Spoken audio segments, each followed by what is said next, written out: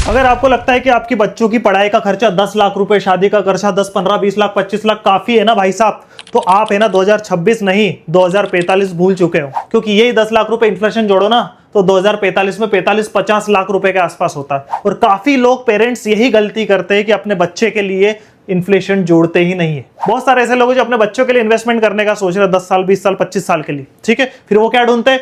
LIC, endorsement plan, Sukanya Samriddhi, bank FD, post office. आज इस video में इतना रियलिस्टिक कैलकुलेशन डाटा लेके आओ आपके सामने। अगर आपके बच्चे छोटे और इन्वेस्टमेंट कर रहे हैं या फिर सोच रहे हैं तो आपके लिए एक रियलिस्टिक डाटा, एक आइडिया हो सकता है। क्योंकि बड़े भैया ध्यान रखना, एक बार समय निकल गया ना तो आखिरी में सिर्फ एक ही चीज बढ़ेगी 20 से 25 साल बाद कि अफसोस काश उस टाइम अगर ये करा होता तो प्लीज इस वीडियो को जरूर देखें, पूरा कैलकुलेशन देखेंगे। और अगर आपको वीडियो पसंद नहीं आया ना, मेरा चैनल कभी मत देखना, अनसब्सक्राइब कर देना। बच्चों के लिए मैक्सिमम 2 ही गोल रहते हैं, पहला तो उनका हायर एजुकेशन और दूसरा चाइल्ड मैरिज। एक और तीसरा होता है जो कई पेरेंट्स का होता है, जो कि मुझे बहुत बुरा लगता है। देखो 2 टाइप के माँ बाप होते हैं। एक माँ बाप वो होते हैं जो अपने वसीयत में अपने बच्चों को मान मर्यादा संस्कार गुण देते हैं।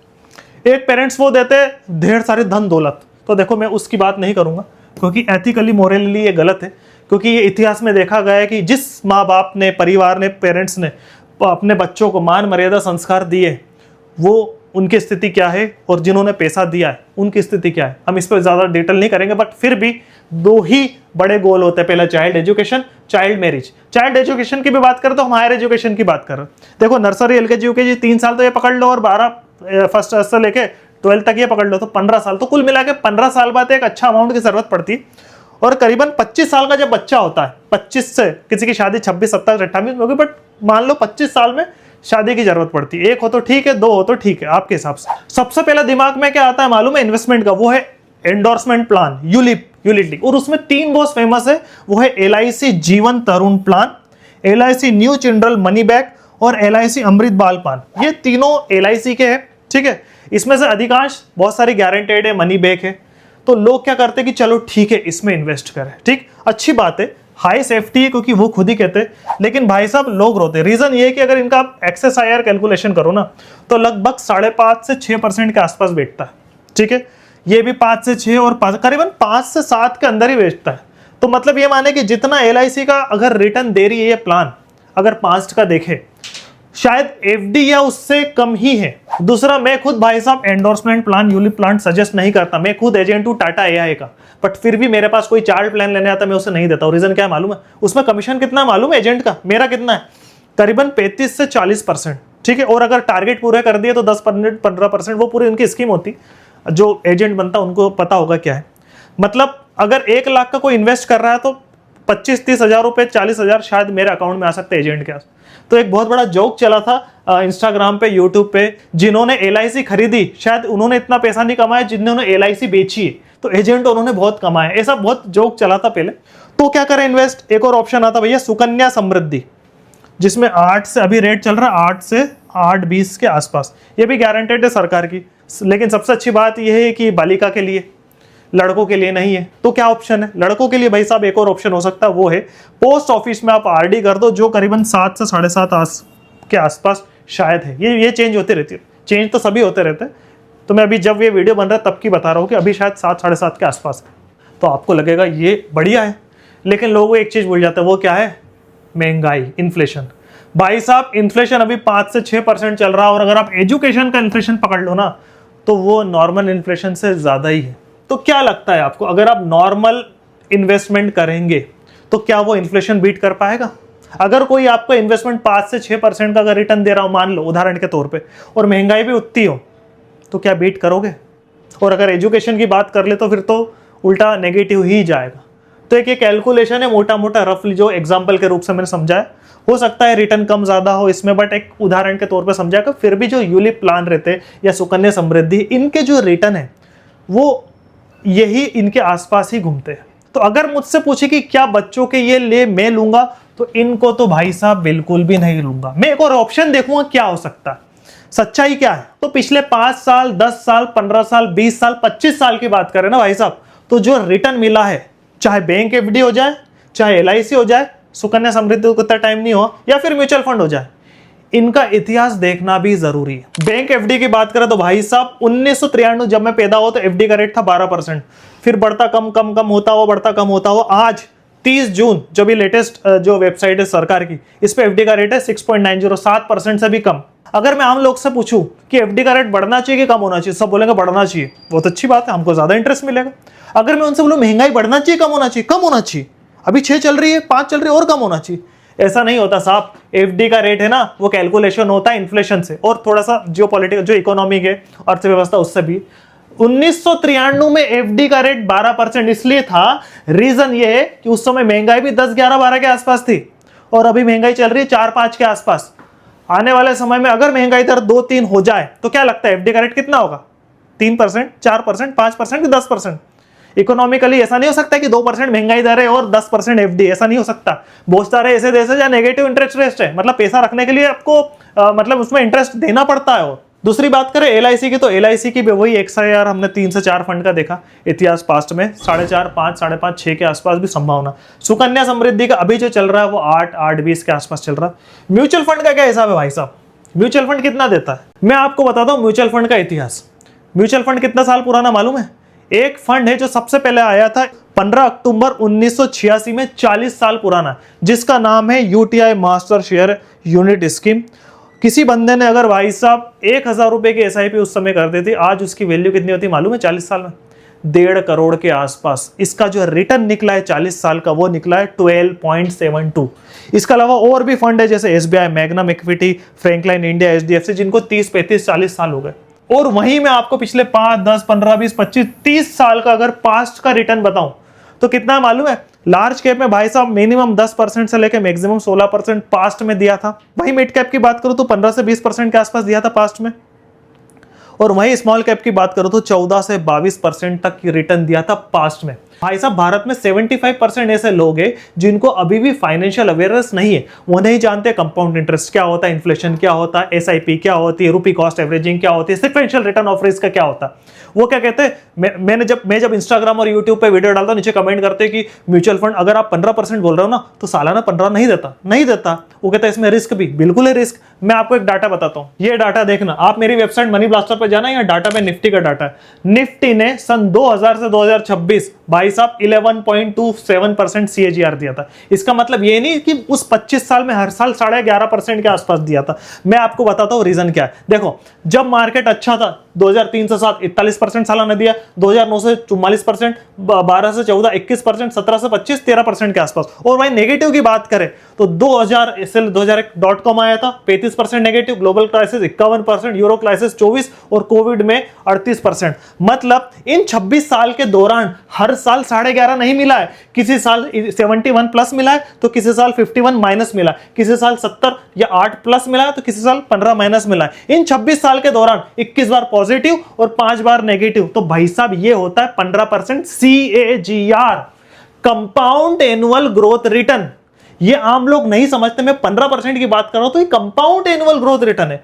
ये लीनियर नहीं कि हर साल देगा। मार्केट में प्रॉफिट लॉस दोनों होता है, मार्केट ऊपर भी जा सकता है नीचे भी जा सकता है। तो भाई साहब इन 25 साल के दौरान कभी ऊपर गया कभी नीचे गया, कभी ऊपर गया कभी नीचे गया। तो भाई साहब अगर मैंने 25 साल पहले 1 लाख रुपए लगाए और आज उसकी वैल्यू क्या है तो वो तो मैं CAGR से निकालूंगा ना। हो सकता है 1 साल बाद वो 1,50,000 का हो जाए, फिर उसके बाद मार्केट गिर के 1,30,000 हो जाए, फिर उससे मार्केट गिर के 1,10,000 हो जाए, उसके बाद फिर 1,40,000 50,000। यही होता है। और यही देखा है हमने पिछले 5 साल, 10 साल, 15 साल, 20 साल, 25 साल, 30 साल, 40 साल। 12% का CAGR पास्ट का दिया है सबसे पुराने फंड ने। तो क्या एज्यूम करके चलना चाहिए? 12%, 14% या 16%? काफी लोग बोलेंगे 16 मानो, 17 मानो, तो ये थोड़ा सा हाइपोथेटिकल होता है। सेबी MFB कहता है कि अगर आप म्यूचुअल फंड में इक्विटी में इन्वेस्ट कर रहे हो और अगर आपको एजम्पशन ही करना है तो आप 10, 11 या मैक्सिमम 12 कर सकते हैं। तो हम एक काम करते हैं, तीनों का एग्जांपल लेके चलते हैं कि तीनों का अगर कैलकुलेट होगा तो आपके सामने कैलकुलेशन आ रहा है। मैंने तीनों का कैलकुलेट करा 10 साल, 15 साल, 20 साल, 25 साल। देखो, अगर आप म्यूचुअल फंड की बात करो इक्विटी की, तो मेरी नजर में लॉन्ग टर्म 10 साल ही होना चाहिए। अगर आप सोच रहे हो कि साल 2 साल का, वैसे म्यूचुअल फंड 1 दिन का भी होता है जिसको ओवरनाइट फंड कहते हैं, 1 साल के लिए भी होता है जिसको लिक्विड कहते हैं, 2 से 3 साल की भी होता है, डेट होता है, हाइब्रिड होता है, सब होता है। बट फिर भी अगर लॉन्ग टर्म की बात करें तो दिमाग में 10 साल रहना चाहिए। और बच्चों के लिए 10 साल। अगर आप बोल रहे हो कि मेरे को 3 साल बाद 10 लाख 20 लाख की जरूरत तो नहीं भैया, ऐसा कुछ भी नहीं है। कोई रातों रात पढ़ने वाली स्कीम नहीं है कि 21 दिन में पैसा डबल, मिसलीडिंग, मिस इन्फॉर्मेशन कुछ भी नहीं है। ये रियलिस्टिक है। हम रियलिस्टिक एजम्पशन, रियलिस्टिक कैलकुलेशन और सारी प्रोज एंड कॉन्स समझ के ही इन्वेस्ट करेंगे। तो चलो किसी बंदे ने कोई अगर 5,000 की एसआईपी करता और मान लो 12% का एजम्पशन, टोटल इन्वेस्ट कितना कर देगा 6 लाख, फाइनल वैल्यू बनेगी 11,50,000। वहीं अगर वही 5,000 15 साल तक चलाएगा तो संभावना 25 लाख के आसपास, और वहीं 20 साल तक चलाएगा तो फाइनल वैल्यू 50 लाख के आसपास संभावना, और वहीं 25 साल चलाएगा तो भाई साहब फाइनल वैल्यू 94-95 लाख के आसपास संभावना हो सकती है।